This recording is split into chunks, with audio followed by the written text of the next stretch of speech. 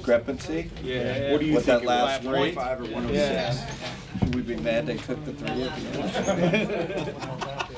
end? So Steve Kerr had this thing like, just everybody play to the end. Then we'll avoid it. Like play to the end. Like whoever started. I think that's fair. Just play to the end. Then we avoid all this controversy.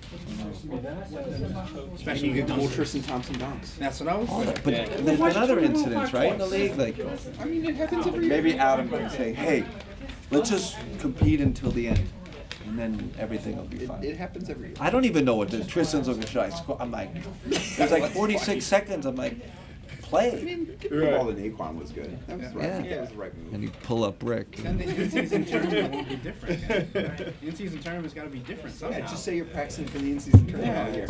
Next year. Nice one. Yeah, I like that. Fix that shit. All right. Dan.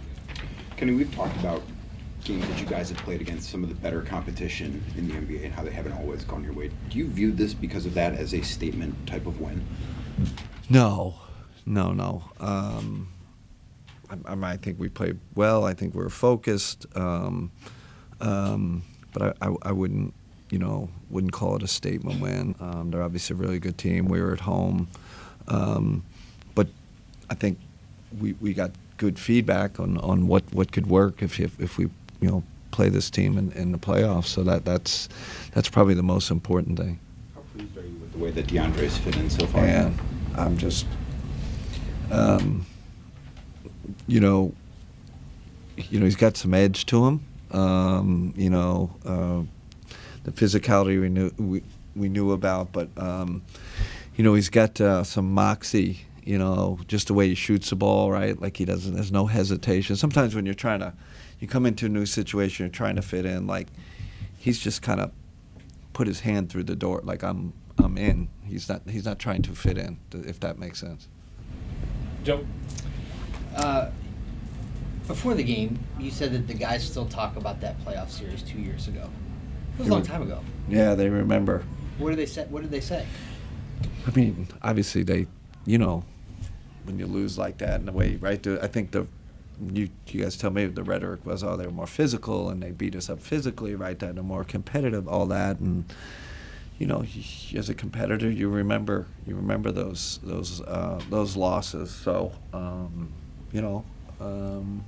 it's a credit to the Knicks. That's who they are, and so I think our guys have a little chip on their shoulder and hey, how can we get over the hump in terms of competing with this team and beating this team? So it's a healthy thing. It's not like, oh man, we hate this team, and it's like, man, they kicked our tail, and we want to prove that we're better. I guess along those lines, it's not the exact same thing, but it almost feels related. Darius had that fall tonight that looked ugly, and you wanted to get him out, and he wanted no part of that. Yeah. What? I mean, he. It's funny. He's like a one of those tough NFL running backs. You keep pitching it to him, they keep knocking him down, and they keep hitting him with everyone tries to. They want to use their physicality, so they hit him with the elbow, and he's taking those blows, and he's just a tough dude. He's a tough guy. I thought for sure he was out, and he pops back up and says, I want to stay in.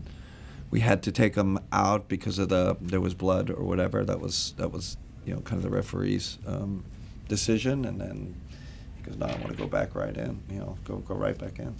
Chris. Kenny, what was your first impression of the Dean, DeAndre, Evan front court?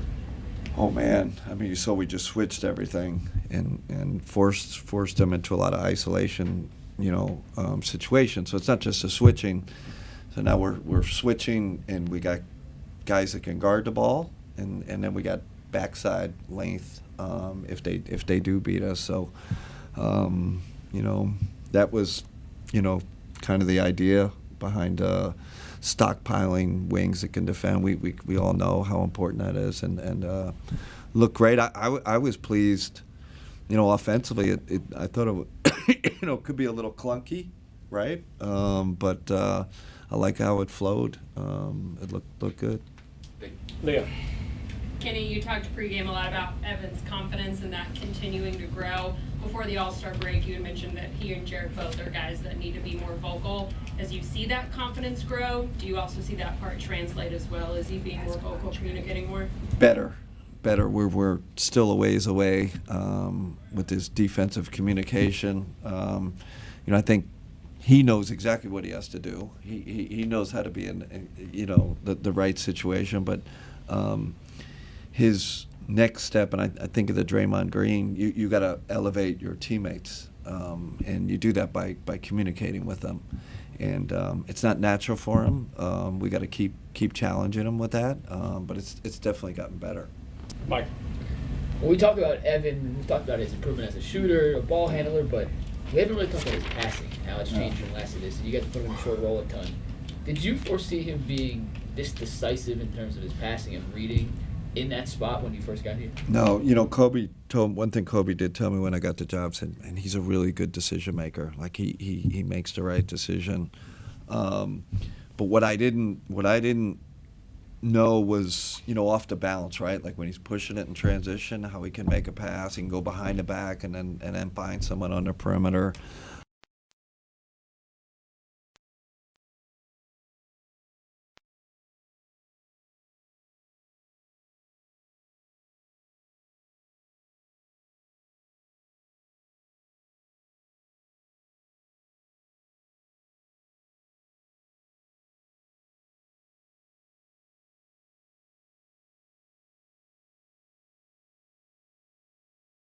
That one of those Yeah, we could talk for hours, right? About how do you find good decision makers? How do you pick them in the draft?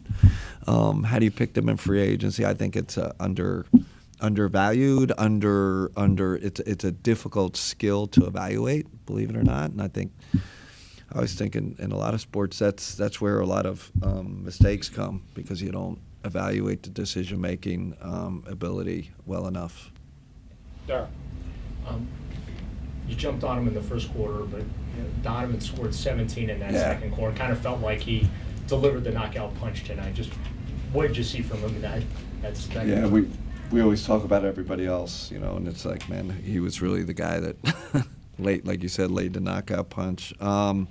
Aggressive.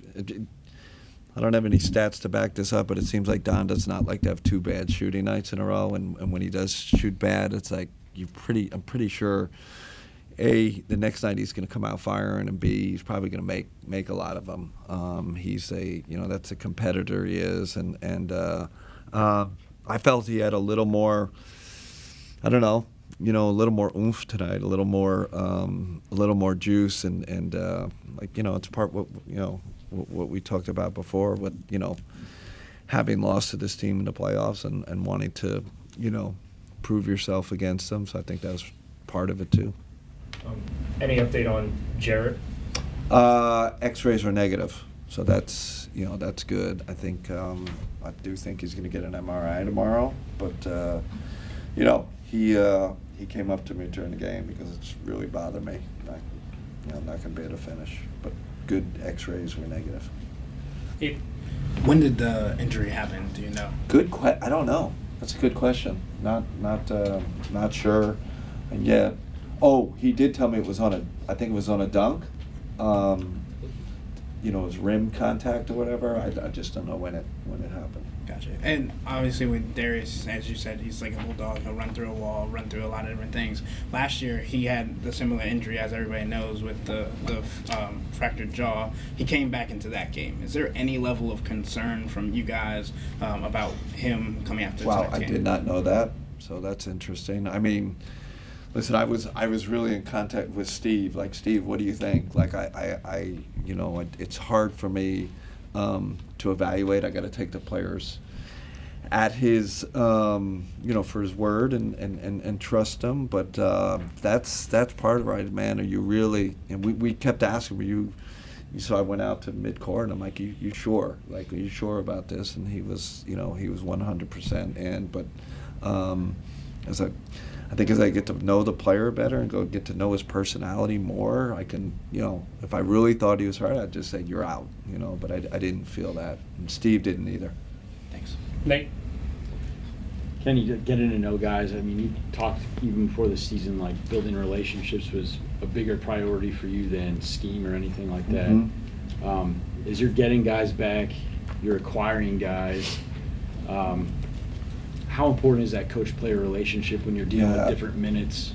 It's a really good point and a good reminder for me, because sometimes when guys are injured, you lose connection with them.